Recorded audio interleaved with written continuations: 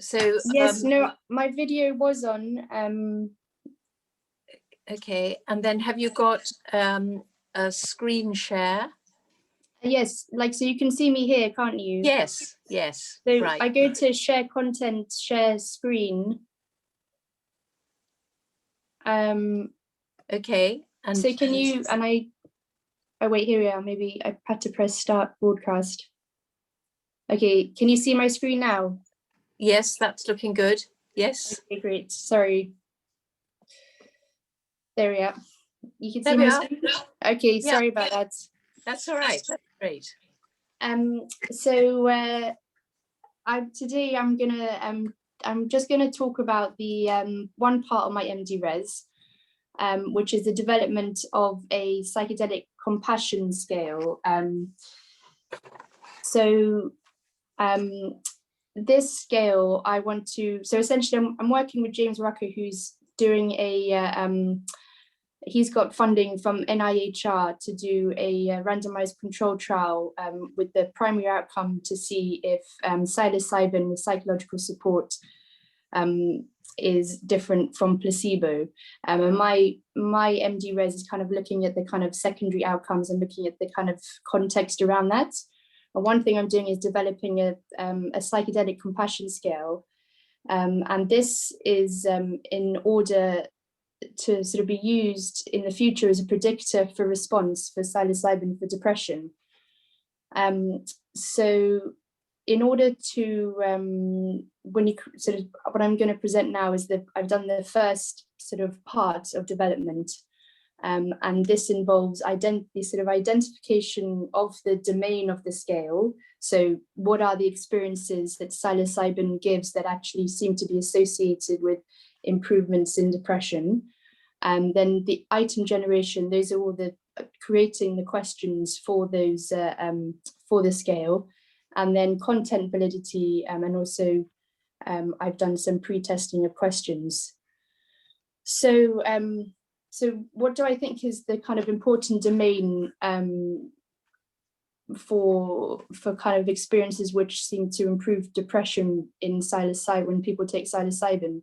I worked as a psychiatrist in the Imperial study about 5 years ago, where we gave psilocybin to people with treatment-resistant depression. And I did qualitative research there. But during that study, I was really struck by how many of the participants talked about experiencing some kind of compassion, either towards themselves or perhaps with others.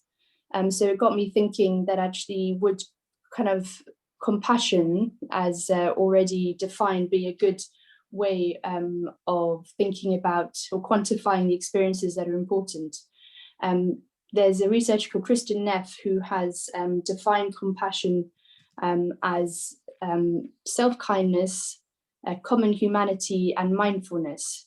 Self-kindness is having a kind relationship with oneself. Common humanity is the idea that you know that you don't suffer alone, that everybody suffers. And mindfulness is the idea of having a non-judgmental, curious attention towards one's feelings, thoughts, or bodily sensations.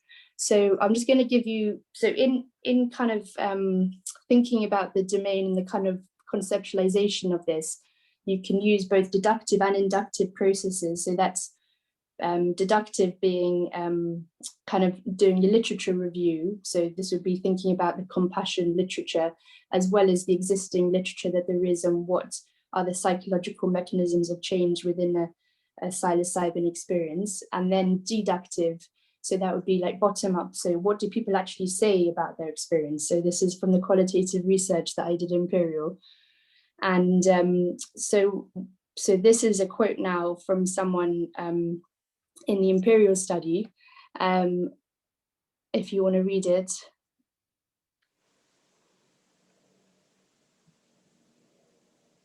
So a kind of a feeling of kind of, compassion towards oneself. Then common humanity, here's an example of that. I think Kristin Neff even talks about the idea of being in the same boat. and someone even just came up with this. And then a kind of an example of mindfulness. There was this huge terrifying creature with a rifle, and instead of running away, I looked at it, and it wasn't as scary as it seemed. My fear subsided. It suddenly seemed ridiculous. I started laughing. If I had avoided it, it would have got more terrifying. So kind of having done that, I realized that perhaps the psychedelic experiences or psilocybin experiences that people were having were slightly broader and slightly different to these definitions of compassion.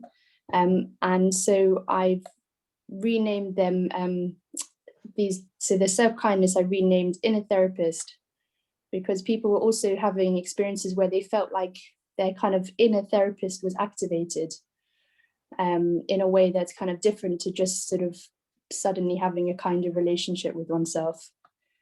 And then common humanity was broader in that not only did people feel connected with other people, they also felt kind of connected with the world, with the universe, with nature, the kind of much broader sense of connection. And then relating to mindfulness, this also seemed broader as well, because people appeared to have not only, well, not so much a focused kind of awareness of some particular sensation, but more sometimes very intense feelings, which could either be like a roller coaster or just a kind of very intense feeling of bliss, or perhaps a kind of intense catharsis, a sense of kind of everything kind of coming out. So those are my three kind of components of the scale. So then I had to sort of generate different items for these components. So at first I generated about 5 questions for each component, and I actually made positive and negative questions in order to get rid of any bias that someone might have when they're answering it. And I then sent that out to previous participants of the of psilocybin trials, and a participant who was on our NIHR steering committee, and basically, as well as colleagues, and everyone said that the negative questions were just too complicated and repetitive. So I got rid of those. And so then I was left with 15 questions. So then with those 15 questions, I did what's called the content validity. So I sent the questions out to experts around the world in psilocybin research. And I asked them to say which item did they think fit into which component. And also then when I then told them to turn the page, and they had to rate how much they agreed with the component that I had put the item with. So then I got a content validity index, as well as something called a Fleiss Kappa. My content, essentially the Fleiss Kappa is a calculation that tells you what the agreement is amongst all these experts on what you're saying, but at the same time that takes into account the chance of that agreement. So it's kind of better than just a content validity, just an inter-rater agreement. With the 15 questions, it was 0.64, which is kind of okay, but not that great. And actually, when I took away 3 of the questions, which did, looking back at them, were quite sort of ambiguous, I then was left with a Fleiss Kappa of 0.78, which is kind of very good to nearly excellent. And so these now are the questions that I'm left with. So within Inner Therapist, I've got these 4 questions. I discovered new insights about myself. I had new insights about, how to live healthily. I've missed that out. My inner wisdom or inner therapist was activated. I discovered an innate self-worth.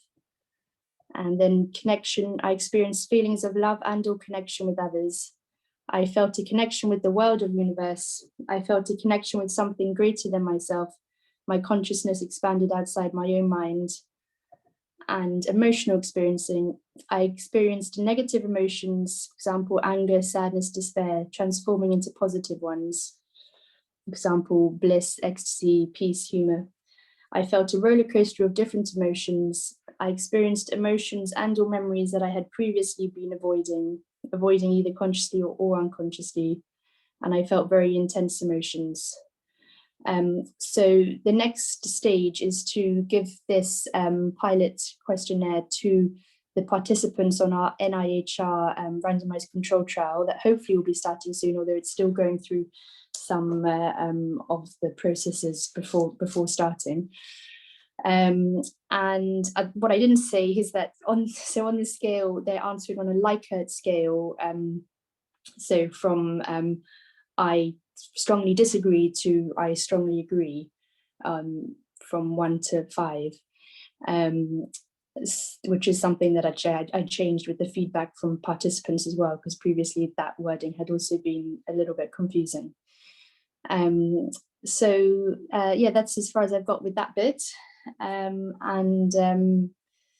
Yeah, thank you. Sorry, I probably missed out some important things, so please ask me if there's anything that was confusing. Thank you for listening. Thank you very much, Camilla.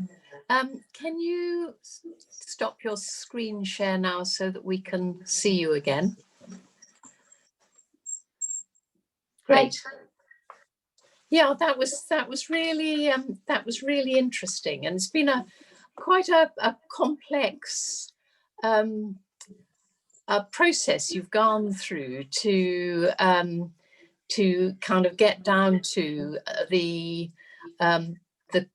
questions for each of your components that you now have to test on the new trial participants.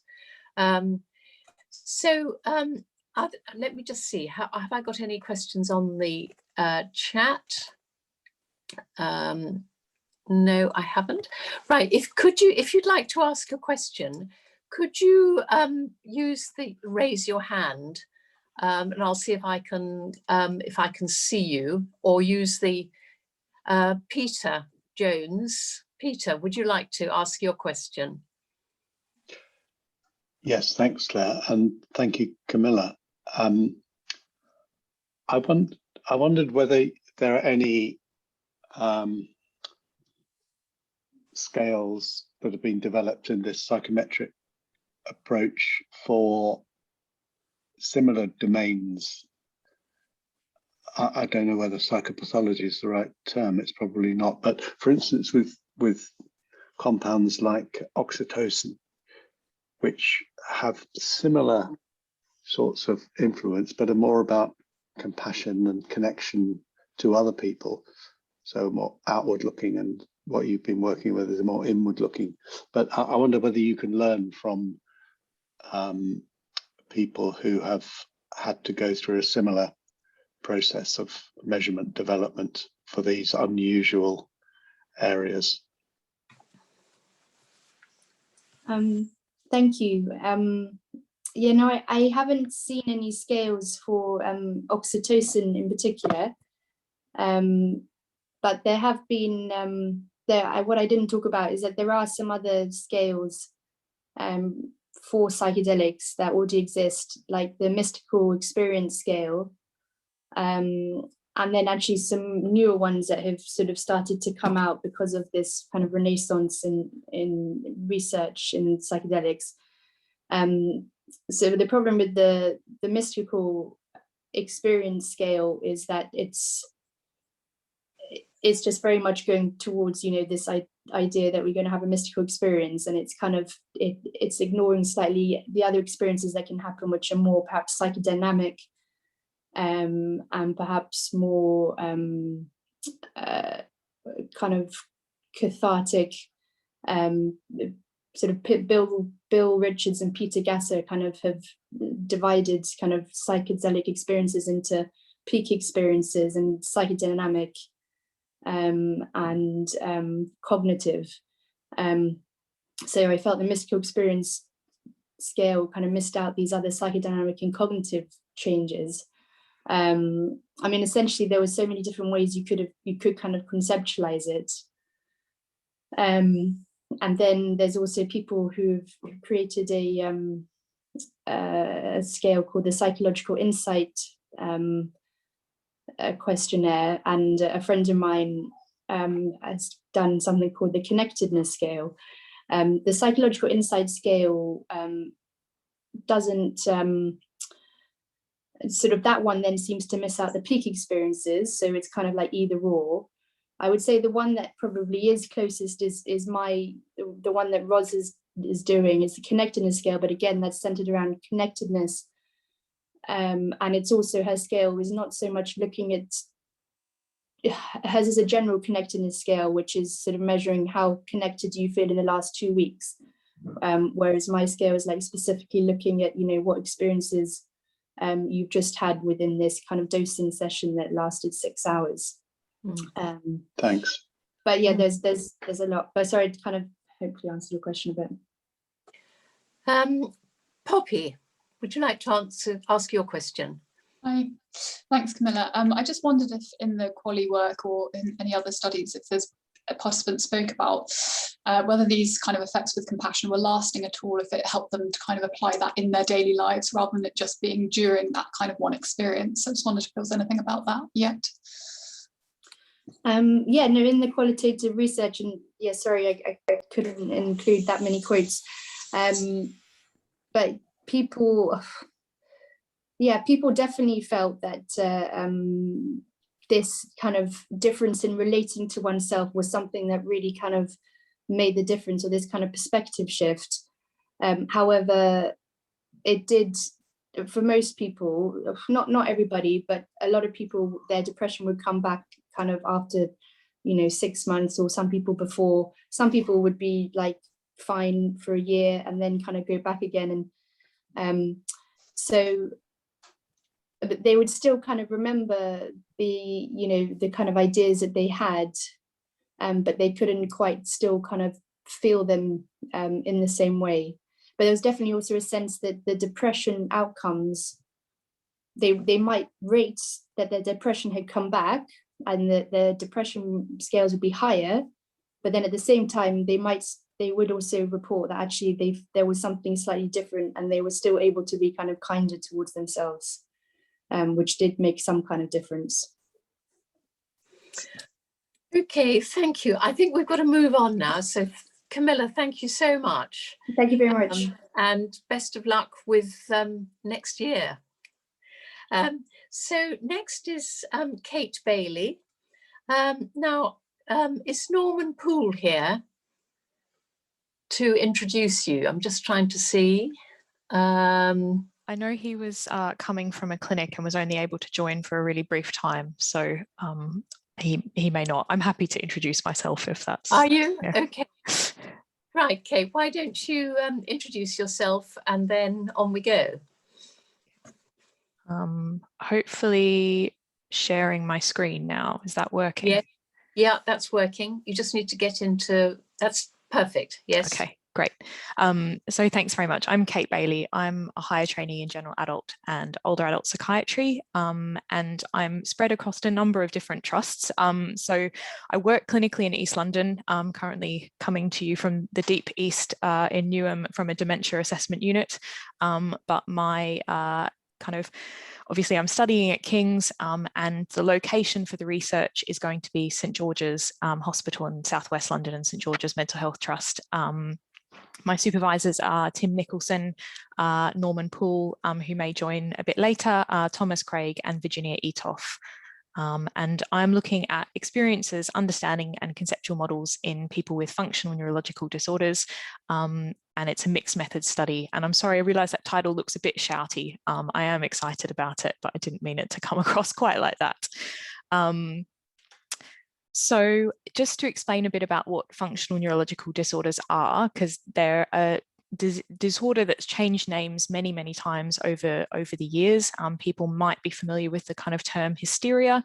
That's a very old term that we try not to use anymore. But the most recent term is functional neurological disorders, and that's generally kind of felt to be acceptable to patients, and does kind of go some way into explaining what actually is going on. Because it's basically neurological symptoms which have distinct clinical features and patterns and ways of being diagnosed, but they're not caused by underlying neurological disease. And the symptoms that people can get can be seizures, tremors, paralysis, numbness, cognitive problems. But essentially it's caused by a problem with how the nervous system is functioning rather than the kind of the brain structure or the nerve structure. So people often talk about it being a kind of software rather than a hardware problem. These are really, really common disorders, though, despite the fact that they've often been kind of neglected by neurology and psychiatry and bounced between the two specialties.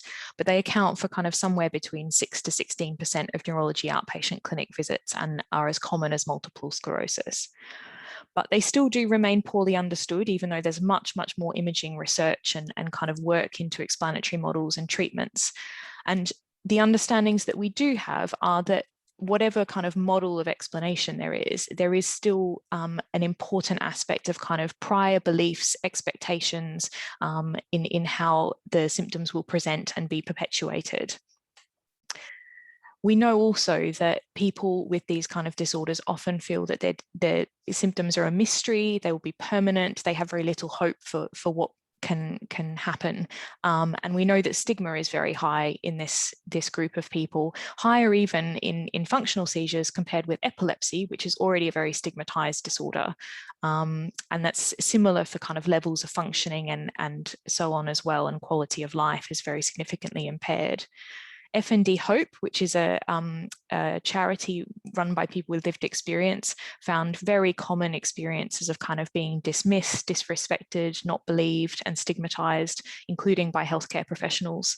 We know that people often feel quite dissatisfied with the explanations they receive and feel very powerless and abandoned.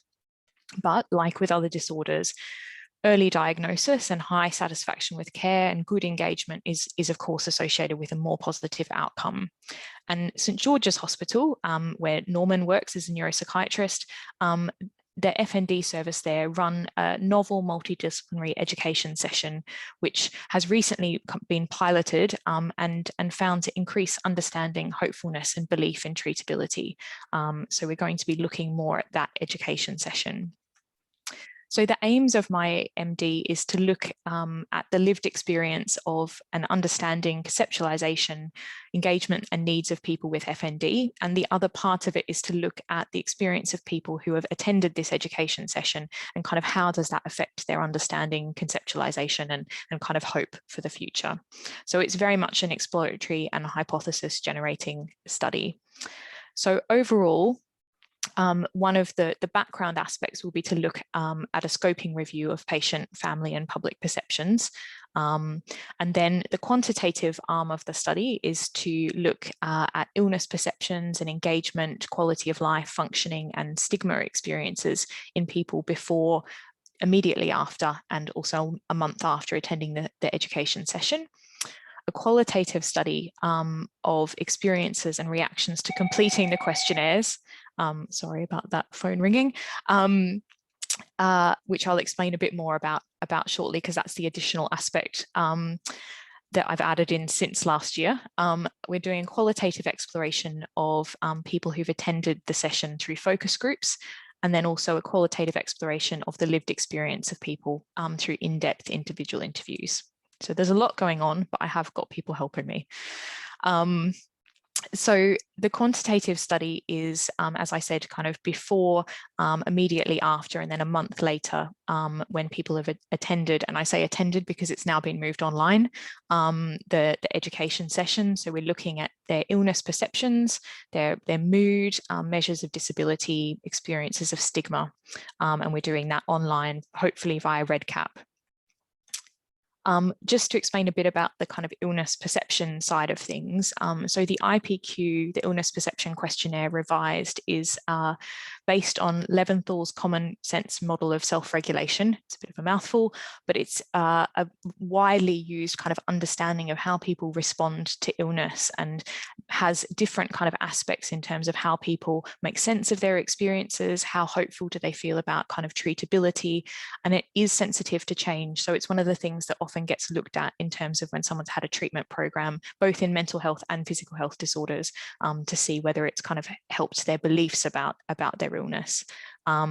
We were going to use the brief illness perception questionnaire, But having consulted with FND Hope, with the protocol and the kind of study plans, we found that some of the questions in the briefer version were a little bit jarring. And they asked questions like, how much control do you feel you have over your illness? How concerned are you about your illness? And one of the things that it does completely make sense as to why this would be jarring is that this is a group of people who have often been not believed, have been felt to sort of be, to blame for their symptoms, that they're in control of their symptoms.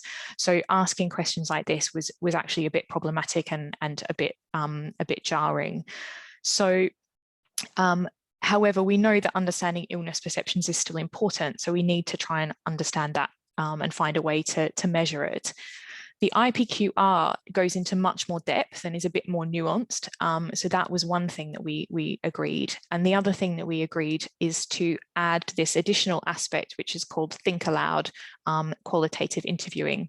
And what that means is that it's what it says on the tin, but basically it will mean that for a subsample of the quantitative participants, they'll have a researcher with them via Microsoft Teams, and they will be prompting them to basically respond kind of verbally with what they're thinking as they're going through the questionnaire, and that will help us to understand kind of how do they interpret the questions? Are they kind of offensive? And actually, are they the right questions to be asking people with FND? The focus groups, so we're still going to be doing focus groups with people who've attended the education sessions, and that's hopefully going to be co-facilitated with a researcher with lived experience who's part of the team at King's. Again, hopefully online, potentially, depending on the time, and that's going to be using interpretive phenomenological analysis. And again, it's looking at kind of the meaning that people make of their experiences and the kind of shared meaning that they may make kind of together as a group, having had a shared experience of FND and attending the group, and kind of also really wanting to know about what else do they feel like they need, what is missing from their treatment, what support will they need in the future. And lastly, this part goes right kind of back to the beginning of the journey of, or close to the beginning of the journey of patients. So this is a very small sample of in-depth interviews with people who have yet to attend the education session. So capturing much more kind of raw experiences. So people who've kind of had onset of symptoms within the last kind of 6 months, maybe they've got a diagnosis, but they haven't had too much treatment or explanation yet. So it's trying to kind of follow, what was it first like when they experienced the symptoms? How did they make sense of it? How did that change as they had interactions with healthcare professionals? And kind of how do they see their future? And again, on Teams or in person. So where are we now? I'm glad Claire mentioned COVID because it has unfortunately had quite a big impact, I suppose, both to the design of the study, but also just to my time. But just prior to COVID, we had got a grant from the Psychiatry Research Trust. So we've got our patient fees and travel, which may or may not be needed still, kind of agreed. So we're good from that side of things. And as I said, we kind of had some sort of ongoing discussions with FND Hope to kind of resolve these issues about the questionnaires and try and make something that would be sort of useful for the FND research community, but also kind of acceptable to patients and meaningful to them as well. I'd hoped 2020 was going to be the year that I really got stuck in, but unfortunately, obviously, COVID happened and I left an academic post or moved part-time away back to work in clinical and deferred my studies for a while. And then came the other part that has been quite challenging, is to move the whole study online. And anyone, obviously, I'm sure people have spoken about this perhaps today already, about the kind of challenges of doing qualitative research online and the kind of safety and kind of precautions that need to be taken with that, and the kind of ethical kind of the detail about the safety planning and those kind of things that need to be written for the ethics proposal. So we have got a protocol, we've got it all ready to go, and the ethics is being looked at by the King's R&D office, and hoping to get it into IRAS soon, and then move on to doing the scoping review with an MSc student who's been allocated to the team as well once the ethics is in. So I'm still unfortunately talking about what I'm going to do rather than what has happened, but it's definitely getting there. So thank you.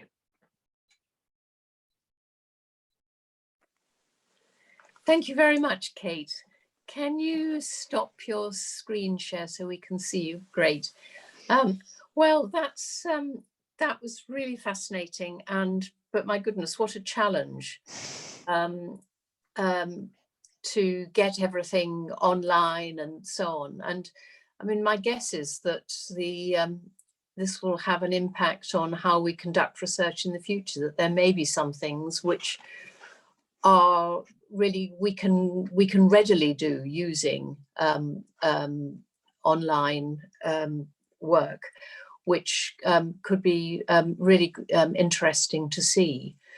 So let's just see if there are any questions on my chat bar.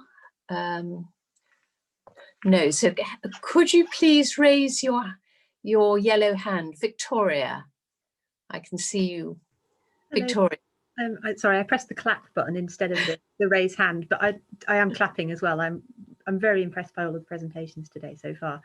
Can I remember my question? The thinking aloud aspect, or the talking aloud aspect of the questionnaires, are you going to somehow publicize or make available those findings? Because I'm guessing there might be a lot of avenues for potential further study that come up there that you maybe don't have time to cover in your study at the moment, but it would be good to make sure they get noticed by the research community.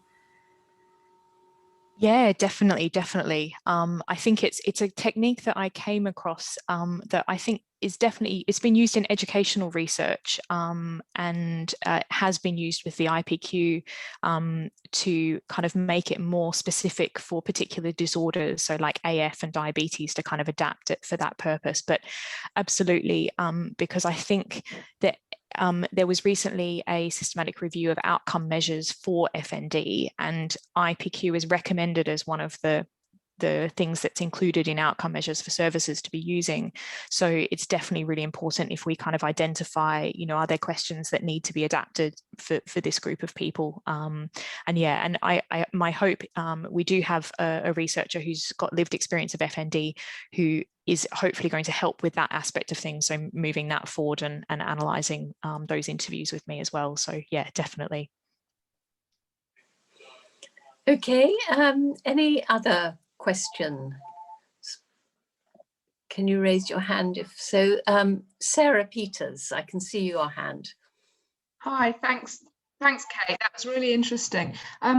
So my understanding is that you're going to recruit people who have sort of signed up for this particular service, which has a psychological component. I don't know how it's sort of badged to them and whether it's sort of a neurology service or psychological service, but I wondered whether you were going to capture the beliefs and ideas and lived experience and worldview of those who maybe weren't so keen on taking part in that service or were disengaging, because I guess that's a group that often we struggle to engage and to access these types of services. So I mean, it's potentially a bias, but also if you're not looking at those, although that might be fine because it's qualitative and you're looking at that particular group, but I wondered if you were going to be able to include any of those participants.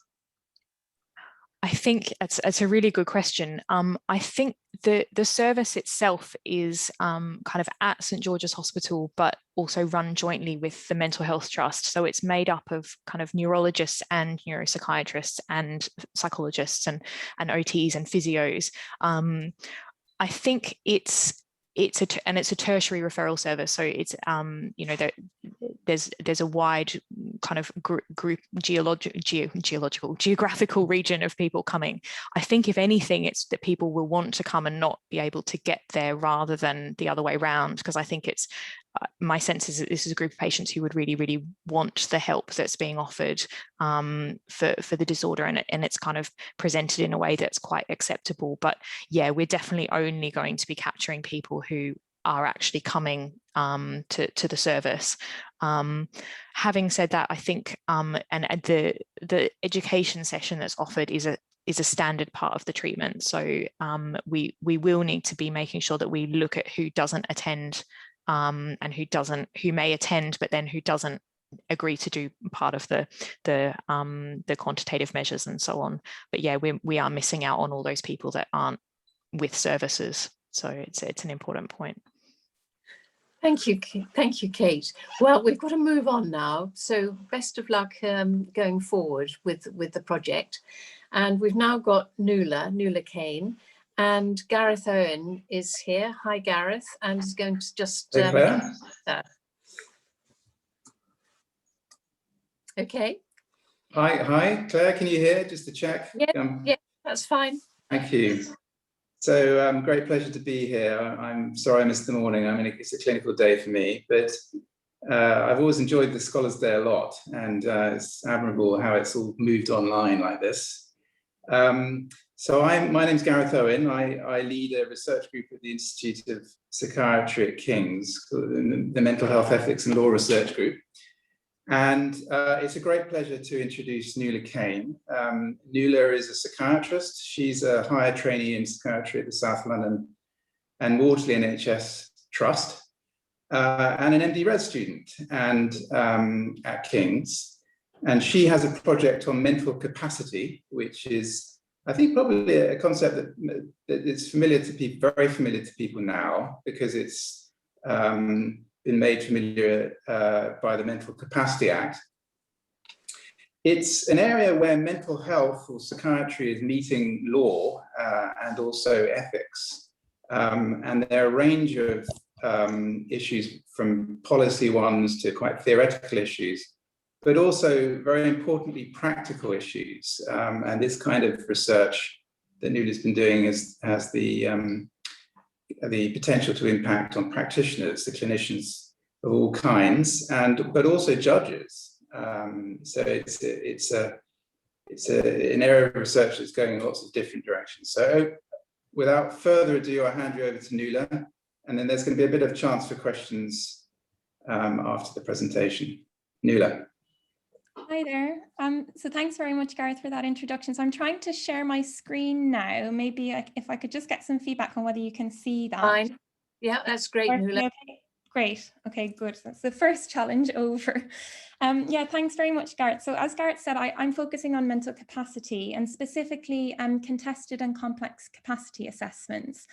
And so I'm in a part-time MD Res, and as Gareth mentioned, I'm also in my final year of higher training and working in liaison and perinatal psychiatry. And for me, the interest in capacity very much came from my clinical practice. And actually, it's interesting, even yesterday as working in liaison psychiatry, I was asked to assess capacity for somebody with a psychotic disorder who was refusing antibiotics for a very serious infection. And I think these kind of questions come up, and they really can be really challenging for clinicians. And so I suppose part of my research is about looking at what we can learn from the most difficult capacity assessments, where there's some contest, where there's disagreement, or where there's complexity, and what we can learn, what practitioners essentially can learn from looking at those particular types of assessments. So capacity is really a medical legal construct. So you know, it's defined in the law, in the Mental Capacity Act in England and Wales, and court practice in the Court of Appeal, in the Court of Protection, the High Court, really sort of determines, what we understand by capacity and how the Mental Capacity Act is understood. And yet it's really in the clinical setting or in health and social care settings where we actually apply these legal concepts. And I'm particularly interested in that sort of application process. So how do we move from something legal to something that is really essentially sort of clinically applied? And so just to remind people about what the Mental Capacity Act says about mental capacity in terms of how to assess it. So the Capacity Act says that you lack capacity, and it's decision specific and time specific, but you lack capacity in relation to a decision if you're unable to make that decision for yourself because of an impairment of or disturbance in the functioning of mind or brain.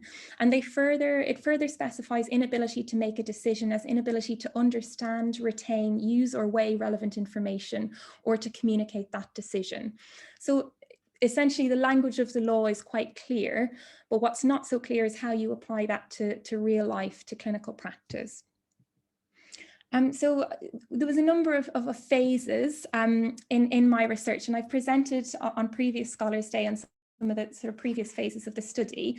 So I initially was involved in doing an audit, looking at these kind of dispute cases, so where a judge was called upon to resolve disagreements about whether somebody had capacity for a specific decision or did not.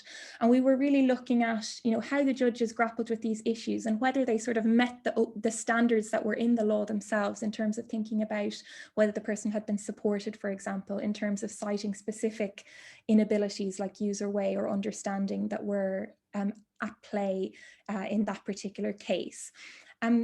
We then, oh, I'm not able to move on. Oh, okay. Sorry. We then moved on to a broader study. So I led on a content analysis, and I presented this last year. So I looked at all of the judgments published on capacity over a 10-year period, which was 131, and looked in detail on how the judges and the expert witnesses, primarily psychiatrists, were actually justifying or giving a rationale for why a person was felt to have capacity or lack capacity. And I then sort of made a typology of these kind of rationales. And the idea was that the application of capacity law would become more transparent, more accountable, and more clear, and that we would be able to look at specific areas of decision-making ability or inability so that support could be targeted more specifically in terms of decision-making support. So the third phase is the one I wanted to talk about today. And so as well as looking at the court documents, we felt it was really important to talk to practitioners themselves and particularly liaison psychiatrists. So I'm going to come to that a little bit later. And then the fourth part is educational intervention or educational materials. And so I was involved, I designed a masterclass session on complex capacity assessment, which was delivered to practitioners across the UK and some travelled from outside the UK as well. Obviously, this was pre-COVID times, but that was looking at applying the research or essentially translating the research into some educational materials. But I wanted to talk today about the interviews with liaison psychiatrists, because this is really what I'm looking at the moment. And I was lucky in that I was able to do the actual interviews prior to COVID, because I had a protected research time in the first year of my MD Res. Although because we interviewed professionals in Scotland and New Zealand as well, some of these were actually remote. So yeah, I do have a real sympathy for the people who are you know, carrying out remote studies at the moment, because it's not always easy, of course. So in general, the aim of the study is to identify and describe clinical and ethical factors which make some capacity assessments more difficult than others. And we specifically focused on liaison psychiatrists because they're often considered to be the capacity experts. So liaison psychiatrists, for those who don't know, work in a general hospital setting. So they essentially work on a consultation basis. So medics and surgeons who have inpatients or outpatients about which they're concerned about their mental health will then refer to liaison psychiatrists for their psychiatric expertise. But it's not always pure psychiatry, and often it's because there might be a particular concern about somebody's capacity to make a decision around their medical treatment, for example, or around discharge planning, and it may be felt that there's an impairment of mind or brain, you know, for example, but not always, a mental disorder, which is interfering with that decision-making process. And these decisions can be very high stakes in hospital, so it can be life or limb, life or death situation. So I interviewed 29 liaison psychiatrists, England, Scotland, and a couple from New Zealand as well. And we wanted to go across jurisdictions because I suppose capacity in practice, although obviously we're bound by the law, you know, the people we see are not bound by the law. So the, you know, the same clinical issues are coming up across jurisdictions. So we thought that would be interesting. And so what I'm currently doing is I'm involved in I'm doing a thematic analysis of the interview transcripts. And the idea is that I'll be able to pick out themes in relation to what makes certain capacity assessments more difficult, and use sort of text excerpts and case vignettes to highlight these. And I've done a little warning, which is that the work is still in progress. So I've got through about 15 of the 29 transcripts at the moment. But what I'm going to do is just talk through the study in a bit of the process of the study, to give you an idea about the interview study, and then to give you sort of preliminary schematic results that have come from the analysis. So the first step was recruitment, and this was really sort of interesting because it was an international recruitment. So as well as sending lots of emails and like accessing the liaison psychiatry mailing list and all these things, we also had the opportunity. So I gave a talk with my supervisor in Scotland to recruit liaison psychiatrists in Scotland, and we also had to discuss with contacts in New Zealand as well. We then came up with an interview protocol. So I wrote this protocol and then got like a lot of sort of feedback, both from colleagues, psychiatrists, as well as our service user advisory group, which was very helpful. And we really looked at what did we want to know about these sort of capacity assessments, about the person whose capacity was being assessed, about the type of decision, and the crux of the issue. This was probably my favorite question. So what actually made this particular capacity assessment really difficult? If there was disagreement, why was there disagreement? So those kind of questions to try to get to the bottom of what the difficulty was. Nuala, just to say, I think we may not have time for questions, and you've got 3 minutes before we I've got 3 minutes. automatically return. Just okay. To let you know. Oh, sorry. Very good. Oh no. So just very briefly then to look at this. So why are some capacity assessments more challenging? So this is kind of results we were coming up with. Some factors were relating to the person, to the subject of assessment, in terms of whether an impairment was driving their decision making. Some related to actually the assessor and what values or even societal values they were sort of channeling into the assessment. And some factors related to the decision itself in terms of how risky it was. So given that we've got limited time, I find this one particularly interesting. So difficult factors relating to the impairment in decision making, and maybe to just look at the quote at the top left. So actually the disagreement was partly held around the question of, is this person depressed, or is he making a decision that's perfectly understandable in the context of such a terminal serious illness? So this case was about somebody who was refusing to have dialysis, and the psychiatrist and the wider team were really struggling with whether this person was actually clinically depressed and so pessimistic therefore that they couldn't make the decision, or whether actually, this was a reasonable and understandable decision that anybody might make in such difficult, circumstances, the difficult life circumstances that they were in. So I think there's a lot of areas of complexity. I found that really fascinating to think about, where that boundary lies between and sort of understandable decision in the context of the person's own values and circumstances versus where a mental health problem is actually interfering with that decision. So I can talk a bit more, but maybe it's better to leave some time for questions before we are moved out of the room. Would that be okay? So just to, mention, we had our content analysis published this year, which we were delighted with. And despite COVID taking me away from academic time for a significant amount of time, I've also managed to do some teaching around decision-making capacity in COVID, which I really enjoyed doing. So thank you. Sorry to go to the end. Thank you, Nuala.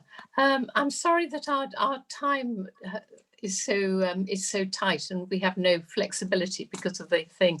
But I've just seen there's one question in the chat, and if anybody else has questions they want to put on the chat, then Nuala could answer them directly. I'm very happy to. So this question is about about whether a change in legal definition might help. Oh, it's a really interesting question, and I sort of read it a bit as I think some, maybe I don't, but some would read it as a loaded question, because I think one of the things we were so conscious about was whether lawyers and judges would be really sensitive about us looking into the application of capacity law in more detail. And to me, I think capacity law itself is fine. But I think there's just so much variation in how it's applied.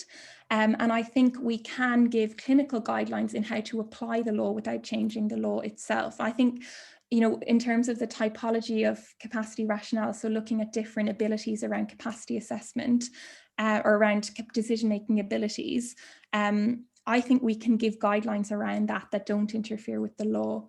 In terms of the difficulty around capacity assessment, I don't think the problem is the law, but I really think the problem is that capacity assessments are a sort of prism for real ethical difficulties in delivering care to people who have active mental health problems or other impairment of mind or brain going on. And I think there are ethical conflicts there, and we do want to respect autonomy while protecting the person from maybe their illness, not allowing them to make a decision that would be in their best interests. Yeah, I think that's where the complexity comes from. Laura Davidson, you had a question. Would you like to ask it? Oh, sorry, I missed it. Hi, Nuala.